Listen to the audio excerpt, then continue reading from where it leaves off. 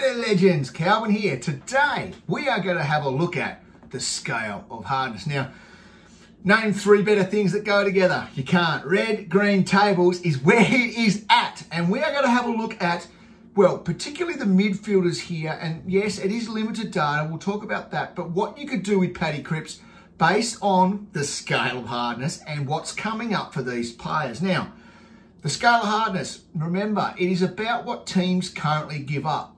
And as we know, Hawthorn are the #1 easiest midfielder for midfielders to score against at the moment, giving up an absolute truckload. In fact, the last 3 teams that played them, the top 4 players from each team have averaged 129. So that just shows you that the Hawks are bleeding cash. Geelong play them this week. It's no one really there you'd be looking at to get the Cripper to. Sydney after that. And then, oh, hello, round 7, we have Melbourne. Let's start there because Petracca and Oliver are players that you could be considering. Petracca, yes, he's been tagged in recent weeks, break even 157, but his next 2 opponents, so GWS and Richmond, last year he averaged 126 on, which leads you into Hawthorn. Also very juicy for Oliver. He's 68 last week. You've got to forgive that because that was against Port Adelaide, one of his worst teams to score against. But before that, he went 117, 120 and 100. So he's getting it done. Back to Petracca though, because I think surely Lockie Ash goes to him this week. Now, Ash is probably the best lockdown defender in the competition as he's not a cooler. He's there to like legit stop the other person and he's not even worried about it himself. So I think Petracca cops the tag this week. He's still in there as a guy that you should be looking at.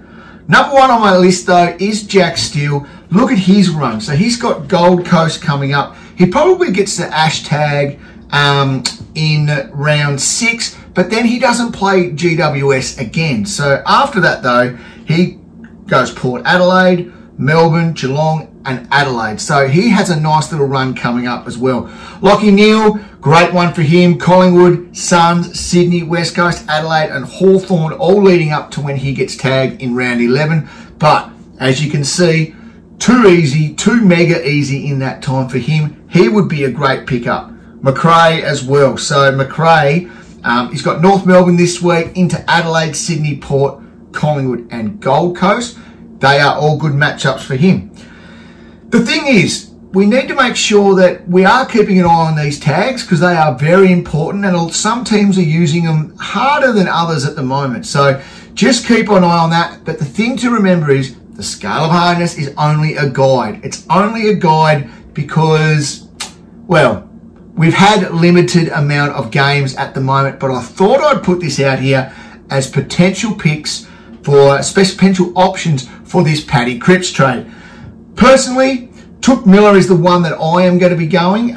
So Took Miller, geez, he got cooled right last week by Huey, but last year against the Saints he had 132 and 133 and 142. So although, and that's where the old scale, believe it or not, can be a little bit misleading. Although the Saints are deemed as mini hard, he scored really well on them last week, and that leads into Brisbane, Collingwood, and Sydney. So the thing is, it also depends on who these teams have played so far. So if they've had an easy matchup, yep, then of course they're going to be scoring the points compared to the teams that had the harder matchups. And just remember, even from last year, a team like GWS, who is by far the hardest to score on this year, they were also the hardest last year. So the Bulldogs, they were a really hard team last year. And at the moment, they're rated as like a middle team. But usually, it all comes out. Anyway, they are my best picks for you coming into the Cripps trade and something to consider when looking at the scale of hardness.